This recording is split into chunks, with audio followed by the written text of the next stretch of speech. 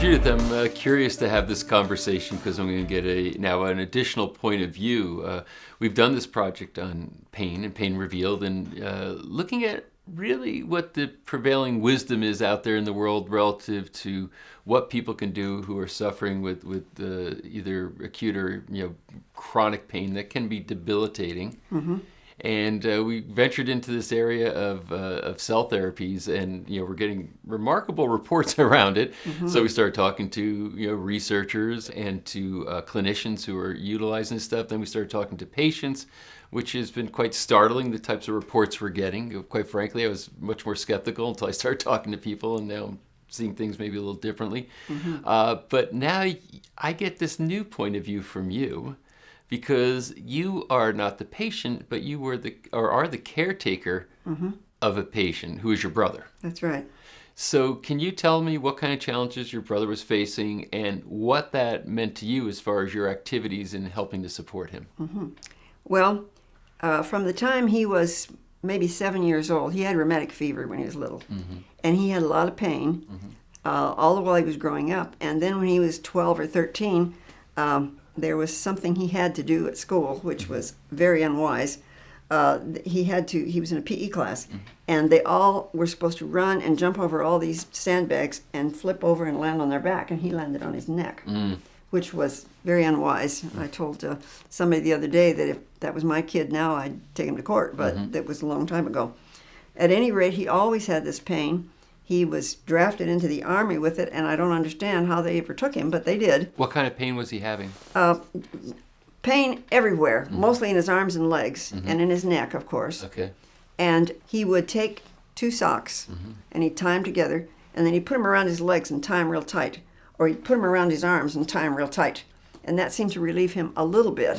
Once I asked him, now that your neck is hurting, you're going to put it around your neck and pull it tight. Of course, that was not serious, but... Right. It didn't really relieve it, but it did relieve it a little bit. Didn't help it, I should say. It didn't cure it, but it relieved it a little.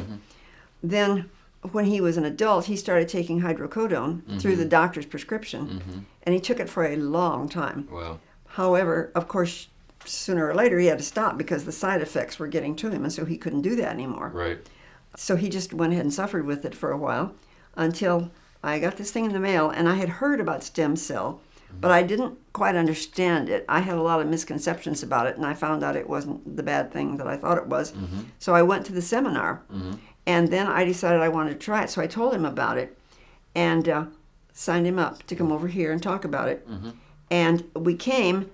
It's been 5 or 6 months, I suppose. We came and talked about it and started that day to get some shots. It was his knees, his elbows, and his neck that could be helped. Now, there's other things wrong with him. He's had a stroke, and he's recovered from the stroke. In fact, he can drive a car, things like that. He has diabetes. Some things he can't remember to do properly. With his money, I pay his bills and take care of his medicine because he gets it mixed up, things like that. But the pain went away in great measure right away. Wow. Now, it didn't stay completely away, so he decided he needed a few more shots, which we got. But he is just doing great. I haven't seen the socks tied around the arms and legs for quite a little spell now. Wow. And yesterday, he's very quiet, so he didn't want to come. And so I said, is there anything you want me to say? And first he said no. And then he turned around and he said, I'm about 90% better.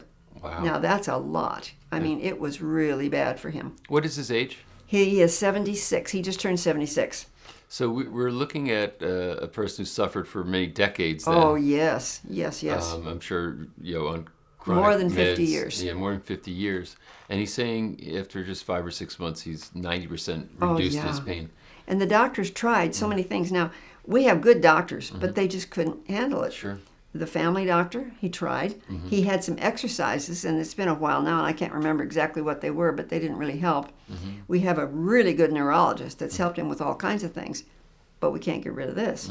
Or we couldn't until now. Nobody that tried could do much until we got here. And this just seems to be taking care of a great deal of it. So have you noticed anything else? Because you mentioned some of his other health challenges. Was there anything else that changed as a result of this treatment? Probably he's sleeping better. I think. Without the pain, I'd have to imagine, right? I have to, yeah. He's still, again, he's had the stroke, he has the diabetes, I don't know what else, but if we can get rid of this pain, then we can concentrate on the rest of it, Yeah, no kidding. Because I imagine being in chronic pain like that for a long period of time psychologically has to, have to affect you. Yeah, he was not real pleasant all the time. So his moods have improved. I think so. Yeah. Yeah. Wow. So was this better than what you expected? The same? I mean, I'm always curious what people's expectations were. Yeah. Because, what could happen is some people said, some people might say, well, geez, I'm only 90% better. I still have some pain. Or some people might say, oh my goodness, I'm 50% better, and that's a miracle. Yeah. So how did you see it? And how did you see it seems much better to me. Yeah. Yeah, for sure. Yeah, and he's happy with the results himself. Oh, absolutely. Absolutely, he's happy. Wow. He's just very quiet. Yeah. So he's not the camera person. Well, you know what? I'm glad, because I'm happy to see it, through the lens of a sibling and somebody who's helping to, like you said, you're kind of helped to take care of some of his affairs in his life. Any last comments or thoughts you have that you think are worth sharing? I'm just very grateful that this is available. I know that there are things that need to be done politically with it to make it more available to more people, and I hope that can be done soon. Yeah. But we managed it, we found it, and I'm very happy that we did. That's great. Well, Judith, thanks so much for taking your time to come down and share your story. Thank you for being available.